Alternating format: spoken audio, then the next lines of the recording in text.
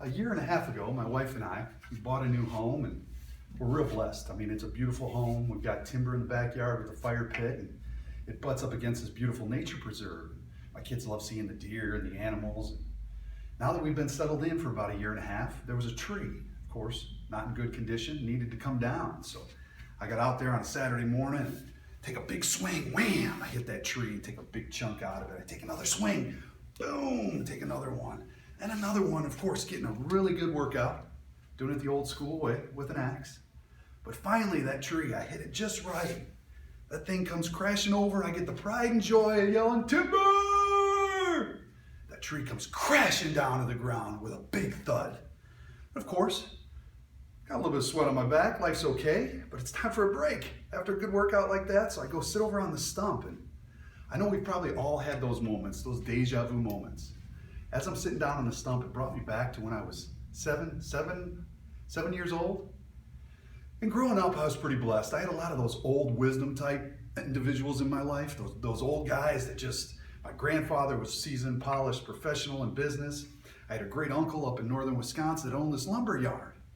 And when I was 7, he took me on a tour. So we're out in the lumber yard, looking at the 2x4s, 4x6s. He was a proud man, showing me the entire operation. And 7 years old, this is great. Well, he says, hey, Dustin, hop in that truck.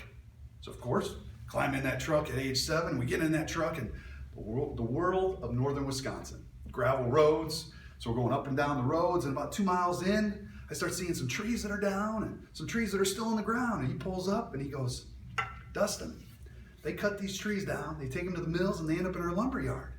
He's like, why don't you have a seat? So I go sit down, and I'm sitting on that tree stump. And I'll never forget, my uncle was telling me a story. He said, Dustin, I had this real young, and he calls him whippersnapper. He's young guy, really strong, really energized, needed a job. And he goes, I try to be a good person and pay people right, do the right things. And so I hire this kid, and he comes in, and he's full of energy. That first day he comes in, boom, knocks a tree, another one. I mean, he is working his tail off. He comes in, he cuts down 18 trees in a day by hand, 18. The average person might be cutting 7 or 8. So on Monday, he was all excited. My uncle patted him on the back, told him good job. He was a proud young man. So he comes in Tuesday, even more excited. He comes in there and he's swinging that axe, trying to cut down trees. And he got to yell the word timber, but he only did it 15 times. Came in on Wednesday, he was promising my uncle, he goes, Gene, I'm gonna work harder for you. I'm gonna knock down more trees. And he came in, he even skipped his break time. He worked all the way through the day. And he cut down 9 trees. Now this young man, he's all rattled, trying to understand, was he losing his muscle? What's going on? So Thursday comes, he cuts down 8 trees. Now he's really discouraged. Mentally, he can't figure things out.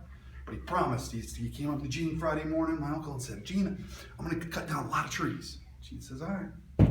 So he comes in, swings that axe all day long, cuts down 7. Young man went home over the weekend, was super discouraged, came in Monday morning, wanted to give my uncle the axe and said, Gene, I don't know what's wrong. I'm working extremely hard. I'm not taking breaks. I'm doing what needs to get done. And my uncle turned to the young man and said, young man, what are you doing to sharpen the axe? He goes, sharpen the axe? He goes, I've been cutting down trees all week.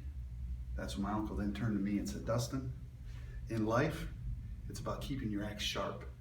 No matter what you do, where you go, who you meet, whatever you accomplish in life, be sure to stay sharp.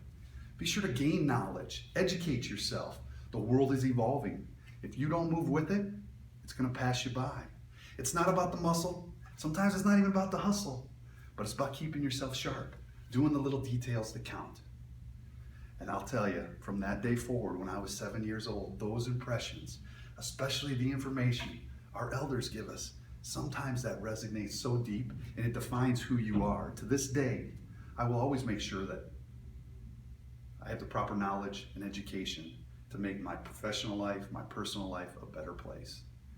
Always keep the axe sharp.